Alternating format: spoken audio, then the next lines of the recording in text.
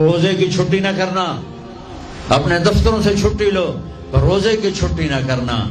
ہاں، بزدل نہ بننا کہ جی بھوک لگ رہی ہے، جی پیاس لگ رہی ہے۔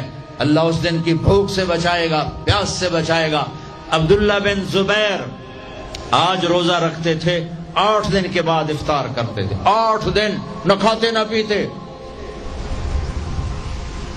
مدینے سے روزہ رکھ کے پیدل چلتے اور مکے میں آ کے افطار کرتے، 8 دن کا روزہ، جسے صوم وصال کہتے ہیں، نہ کھانا نہ پینا۔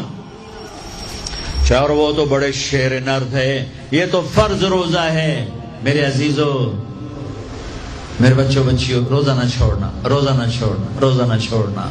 یہ اللہ کی رحمتوں کا مہینہ ہے، یہ قرآن کا مہینہ ہے، یہ تورات کا مہینہ ہے، یہ زبور کا مہینہ ہے، یہ انجیل کا مہینہ ہے۔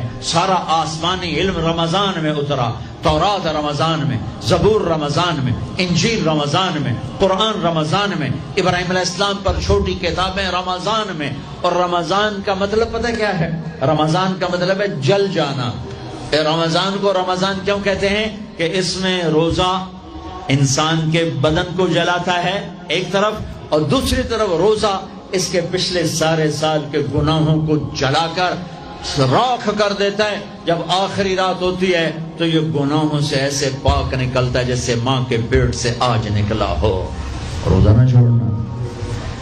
سب کی بخشش ہو جاتی ہے رمضان میں، سوائے 4 آدمی، سوائے 4 آدمی، سوائے 4 آدمی، سوائے 4 آدمی۔ اللہ نہ کرے ہم میں کوئی ہو